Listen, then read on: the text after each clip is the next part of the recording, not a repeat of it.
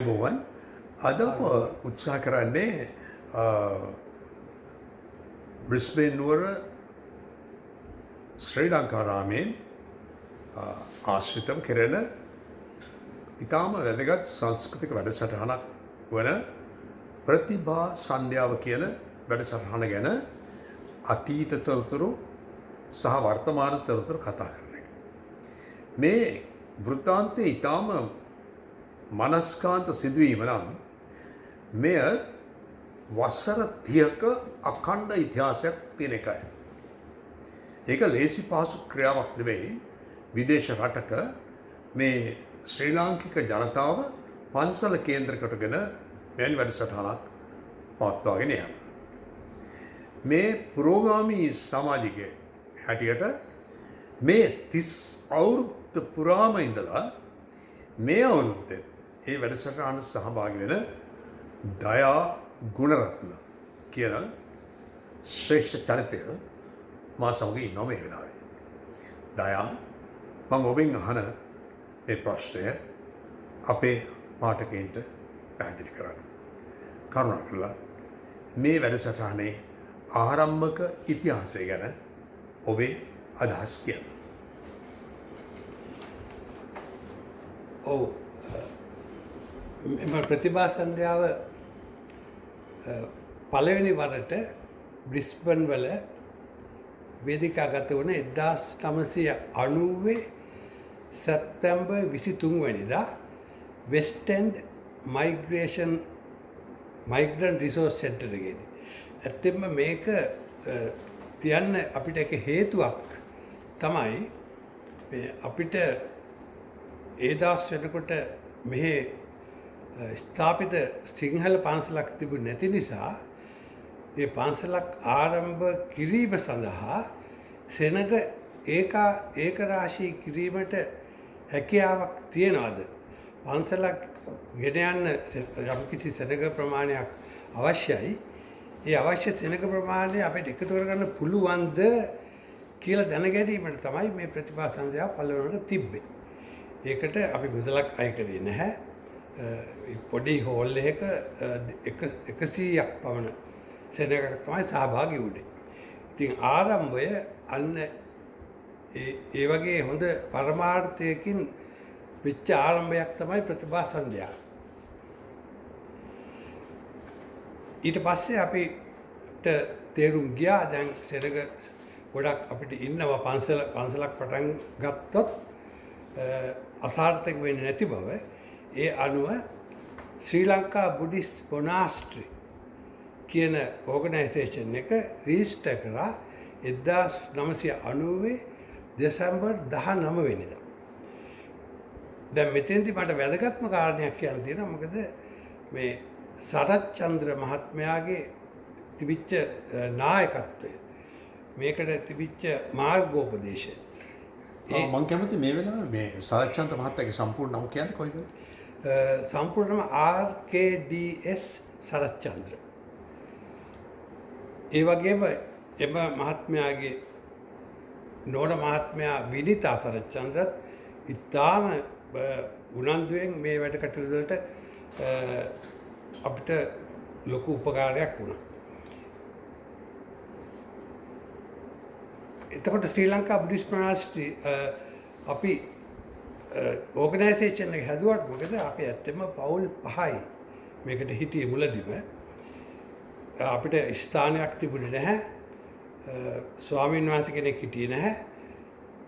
අපි එක ගෙවල් වල රැස්වීම් තියලා දිගටම අරගෙන යන ගමන් අපි සාකච්ඡා කරා අපි කොහොමද සල්ලි ටිකක් එකතු කරගන්නේ යම්කිසි භූමියක් පන්සලක් පටන් ගැනීම සඳහා ගන්න. එතෙන්දී අපි නොයෙකුත් ක්‍රම භාවිතා කරා. පොඩි ළමයි ඇත්තෙම කාර් හොදන වගේ දේවල් කළා. සැටර්ඩේ සන්ඩේ එහෙම නැත්නම් අපි පත්තර මේල් බොක්ස් ඩිලිවරි කරලා එහෙම නැත්නම් කරි රෝල් වගේ දේවල් හදලා මේ උත්සව වලට ගිහලා විකුණලා මේ වගේ අපි සුළු මුදල් එකතු කළා. අන්තිමට අපි ගත්ත පොඩි ඉඩමක් පර්චස් 10ක පමණ ඉඩමක් ඉලෙන් ග්‍රෝවල නොම්බර 10 නෙල්ටන් ප්ලේස් එකේ බැල්කොනකුත් සමග අරගෙන අපි එතන ගයක් හදන්න කොහොමද කියලා කල්පනා කරමින් හිටියා. ඒ වෙලාවේ අපිට සරච්චන්ද්‍ර මහත්මයා කිව්වා මේ අපි මෙහෙම නිකන් බලන් ඉඳලා හරියන්නේ නැහැ. මේක කොහොම හරි අපි ගයක් හදන්න ඕන. අපි ළඟ සල්ලි ඇත්තෙත් නැහැ. නමුත් හැදුවේ නැත්තම් ස්වාමීන් වහන්සේ කෙනෙක් වැඩවන්න විදියක් නැහැ කියලා සරච්චන්ද්‍ර මහත්මයා කිව්වා මගේ ළඟ සුළු මුදලක් තියෙනවා. මම එච්චර ධනවත් මිනිහෙක් නෙමෙයි. මම ඒක දෙන්නම් පන්සල පටන් අරගන්න. අපි හදමු ගයක් පොඩියට ගයක්. හදලා ස්වාමීන් වහන්සේ කෙනෙක් වඩවාගෙන එමු. මට සල්ලි තියෙන කාලෙක මට ඒ සල්ලි අපව ගන්න කියලා. අපි කවුරුත් ඒකට කැමති වුණා. අපි කමිටි ඒකට කැමති වෙලා අපි එතන හැදුවා පොඩි කාමර 3ක ගයක්. හදලා ලංකාවේ මඩිහේ පඤ්ඤාසිය හාමුදුරුවෝ ඒ කාලේ නායක හාමුදුරුවෝට පණිවිඩයක් යවුවා අපි පන්සල පටන් ගන්න තැනක් ලෑස්ති කරලා තියෙනවා අපිට ස්වාමීන් වහන්සේ කෙනෙක් වැඩමවල දෙන්න කියලා. එතකොට කමලසිරි කියලා හාමුදුරු නමක් අපිට වැඩම කෙරෙව්වා 1993 ජූලි මාස 1 වෙනිදා ඒ ස්වාමීන් වහන්සේ වැඩම කළා ඒ පන්සල ආරම්භ කරා. ආරම්භ කළා අපි ඊට පස්සේ ඒ ස්වාමීන් වහන්සේ ඉක්මනින්ම ආපහු වැඩියා. නමුත් වැඩ ස්වාමීන් වහන්සේ කෙනෙක් අපිට ඒ වෙනුවට පන්සල දුන්නා. එතන ඉඳලා අපි පොඩ්ඩෙන් පොඩ්ඩ සෙනග ඒක රාශී වුණා. පන්සල දියුණුවට ආවා. එතෙන්දී පොඩි ප්‍රශ්නයක් මතුවුණා. ඒ ෆොරස් ලේක් වල තිබුණු ඉඩම් ඒ පොඩි ඉඩම් නිසා සෙනග ගැවසෙනකොට කාර් පාක් කරන්න පොඩි ප්‍රශ්නයක් ආවා. අඩුම ගානේ සෙනසුරාදා කාර් 10ක් 15ක් 20ක් විතර එනවා. එතකොට පාක් කරාම අර අසල්වැසියන්ට ලොකු ප්‍රශ්නයක් වුණා මේක. ඒගොල්ලෝ කම්ප්ලේන් කරා මෙතන කාර් පාක් කරනවා මෙතන අපිට අවහිරයි. ඒක නිසා මෙතන පබ්ලික් ප්ලේස් එකක් හැටියට තියන්න සුදුසු තැන නෙමෙයි කියලා. එතකොට අපිට දැනුම් දුන්නා මෙතන වැඩේ කරන්න බෑ කියලා. අපි දැන් ඊට පස්සේ ලොකු ඉඩමක් හොයන්න පටන් ගත්තා. ඇත්තෙම කිව්වොත් ඉඩම් මම ගිහිල්ලා ඇති ඉඩම් 50ක් විතර බලන්න. එහි ප්‍රතිඵලයක් හැටියට තමයි අවසානයේ දැන් ඔය මේ විහාරස්ථානයේ තියෙන ගොඩනැගි මේ භූමිය තෝරගත්තා. ඔව් අපි බලන්න අපි කොමිටිය හැමෝම යනවා. කොමිටියේ ගිහිල්ලා බලනවා එක්ක ඉඩම ඈත වැඩි එක්ක වලක් එක්ක කඳු බුදුනක් එක්ක මිල වැඩි එක්ක මොනවා හරි දෙයක් කියලා අන්තිමට අපේ වාසනාවට ඉලෙන් ග්‍රෝව් වල ඔය 114 කොන්සිඩයින් රෝඩ් එකේ ඔය ඉඩම අපිට ලැබුණා. දැන් මේ ප්‍රතිභා වැඩසටහන ගැන විස්තර කිව්වා වගේ දැන් ඔය ආරම්භ කරේ මේ ශ්‍රී ලාංකීය ජනතාව එකතු කරන්න. ඊට පස්සේ පන්සලක් ඇති වෙනවා. පන්සල් පිහිටවනවා. එතෙන්දී තමයි වර්තමානයේ ඔය මේ අපේ පන්සලේ වැඩ සිටින නායක ස්වාමීන් වහන්සේ වත්තේගම ධම්මවාස ස්වාමීන් වහන්සේ වැඩම කරන්නේ. ඒක සහ මේ ප්‍රතිභා ප්‍රසංගයේ වර්තමාන ස්වරූපය ගැන පොඩි අදහසක් ප්‍රකාශ කරනවා. ඔව් ඒ කමලසිරි ස්වාමීන් වහන්සේ වැඩම කළා පන්සල පටන් අරගෙන ඉතා සුදු කාලයකින් ඒ ස්වාමීන් වහන්සේ ආපහු වැඩියාම අපේ නායක හාමුදුරුවෝ ධම්මාවාස හාමුදුරුවෝ තමයි එතෙන් සිට අද දක්වා මේ පන්සලේ දියුණුවට සියලුම කටයුතු කරන්නේ. අද මේ තියෙන දියුණුව ඇත්තම කිව්වොත් ඒ ස්වාමීන් වහන්සේගේ වැඩපිළිවෙල නිසා තමයි ඉච්ඡර දියුණුවක් ලැබිලා තියෙන්නේ. ඒකම දැන් එදා මේ තිබුණු මුහුණුවර මේ ප්‍රතිභා සන්ධ්‍යාවේ අද වෙනකොට වසරින් වසර දියුණු තත්ත්වයකට ඇවිත් තියෙනවානේ. ඔව් ඒක නම් හුඟක් දියුණු තත්ත්වයකට ඇවිල්ලා තියෙනවා. පටන් ගන්නකොට අපි ඊටාම නිකන් කැෂුවල් විදියට නිකන් පොඩි ළමෙක් ඇවිල්ලා සින්දුවක් කියලා කවියක් කියලා ගියේ. දැන් එහෙම නෙමෙයි. දැන් ඊටාම ප්‍රොෆෙෂනල් මට්ටමකට වෘත්තික මට්ටමකින් මේ හැම නැටුම් ගැයුම් හැම දේම ඉතාම දියුණුවට දැන් ගිහිලා තියෙනවා වෙනත් කිසිම සංගීත සංදර්ශයකට නොදෙවෙන විදියට. ඉතාම දියුණු තත්ත්වයකට දෙන ඒක ඉතාම සතුටට කාරණයක්. හොඳයි. අපි මේ කතාවට මෙතන සිට එකතු කරගමු. වර්තමානයේ මේ වැඩසටහන දියත් කිරීමට ඔබ සැමට සහයෝගය දෙන චමින්දත් එක්ක අපි කතා කරමු. හොඳයි. චමින්ද හේමගේ මහත්මයාගේ මට අහන්න තියෙන මිත්‍රයෙක්ගෙන් මේ වැඩසටහන ගැන විස්තර ඉතිහාසය ඔක්කොම කිව්වා. අත වර්තමානයේ කියන්නේ පරම්පරාවෙන් පරම්පරාවට මේක මාරු වෙන එකක්. දැන් ඔබ මේකට සම්බන්ධ වෙලා නායකත්වයක් අරගෙන වැඩ කරගෙන යනවා. වර්තමාන ස්වරූපය මේ විශාල ප්‍රසංගයක් කරන්නේ කොහොමද මේ ප්‍රජාව සමග? බොහොම ස්තුතියි නිවාසේර මහත්මයා. ඇත්තටම මේ ප්‍රසංගයක් දැන් මේකේ තියෙන ඉතිහාසය අපි අපේ දයාගුඩරත් මහත්මයා ඉතින් ප්‍රකාශ කරා. ඒ ඉතිහාසයත් එක්ක මේ යන ගමනේ මේ ප්‍රසංගය දැන් කරන එක බොහොම පහසු කාර්යයක් වඩ පත් වෙලා තියෙනවා. මොකද ඉතිහාසයක් තියෙන නිසා. ඉතිහාසයක් තියෙන නිසා. මොකද ඒකට සම්බන්ධ වෙන අය උදව් කරන අය කොමියුනිටි එකක් විදිහට අපි කොහොමද පන්සලක් වට එකතු වෙලා මේ වගේ සත්‍යාවක් කරන්න කියන එක ගැන අපිට ලොකු හයියක් තියෙනවා. මොකද මේ අපිට ඒ සම්බන්ධ වෙන අයත් එක්ක වැඩ කරනකොට මම හිතන්නේ බොහොම පහසු. ඔව්. එතකොට මම හිතන්නේ ඒක තමයි අපිට පහසු වෙලා තියෙන්නේ. මොනවද කොහොමද මේ නැටුම් ගැයුම් අංග කොහෙන්ද ගන්න මේ? දැන් ඇත්තටම මේ ඉතිහාසයේත් කතා කරද්දී බ්‍රිස්බේන් ලංකාරාමයේ කියන්නේ අපි ධම්මාස නායක හඳුරන්ගේ නායකත්වයේ පවත්වන මේ අපේ විහාරස්ථානය මේක විශාල සිංහල පාසලක් තියෙනවා. ඒ වගේම දහම් පාසල. මේක මම හිතන්නේ ළමයි 300 අධික ප්‍රමාණයක් මේකේ අධ්‍යාපනය හදාරනවා සහ අපේ සංස්කෘතිකමය දේවල් අධ්‍යයනය කරනවා. ඒ වගේම තමයි බාහිරට ගියාම අපේ කොමියුනිටි එකක් විතර ගත්තාම මේ නැටුම් මේ ඉස්කෝල දෙකෙන් දහම් පාසල නිසා අනිත් එකෙමුත් මේකට අංග නිෂ්පාදනය කරනවා. ඔව්.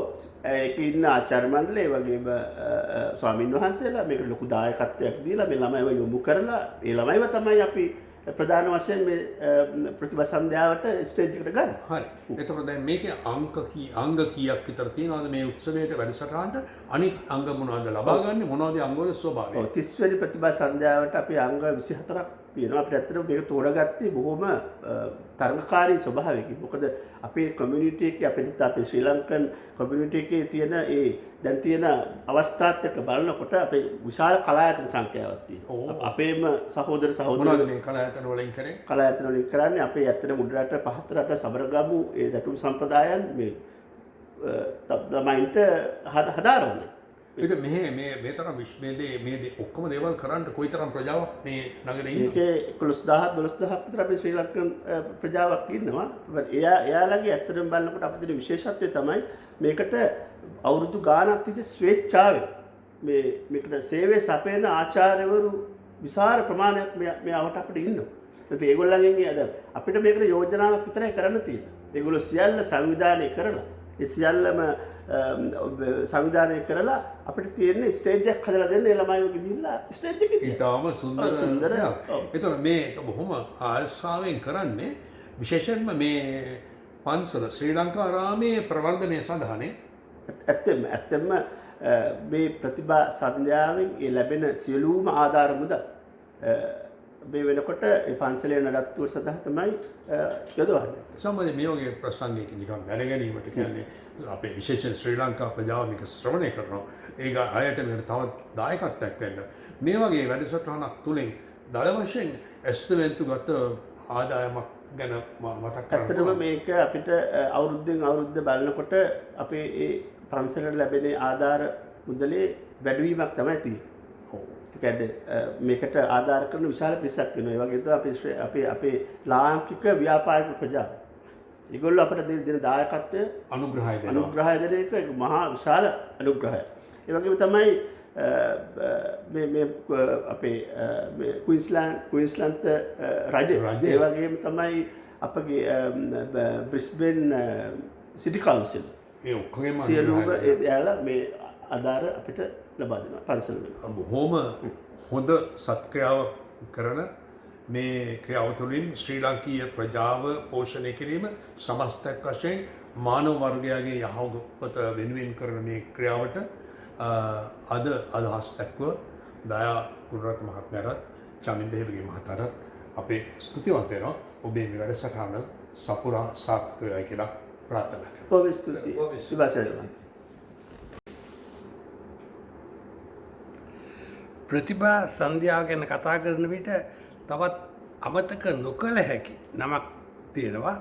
ඒ කියන්නේ පටන් ගැනීමේ ඉඳලා 1990 අද දක්වා මේ අවුරුද්ද දක්වා අපිට ප්‍රතිභා සන්ධ්‍යාවට සෑම අතකින්ම උදව් කරන ඒ වගේම රංග දැක්වීමෙන් සහ වෙනත් ලියකියවීමෙන් උදව් කරන පීට අබේදීර මහත්මයා ඉතාම විශිෂ්ට චරිතයක් ප්‍රතිභා සන්ධ්‍යාවත් එක්ක ඈඳී තිබෙනවා.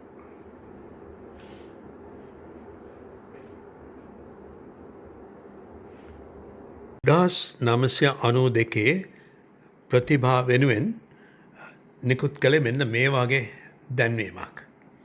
ඒ කාලයගේ අවයමෙන් වර්ධනය වෙමින් වසර 30ක කාලයක් පුරා ප්‍රතිභාවේ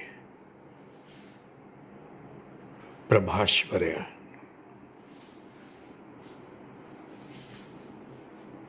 ශ්‍රී ලංකීය ප්‍රජාවට අභිමානයක් රටෙන් බැහැර මව්බිමෙන් බැහැර තමන්ගේ සංස්කෘතිය ආරක්ෂා කර ගැනීමට සංක්‍රමණික ජනතාව ඔස්ට්‍රේලියාවේ දරන අසහාය ප්‍රයත්නය ප්‍රතිභා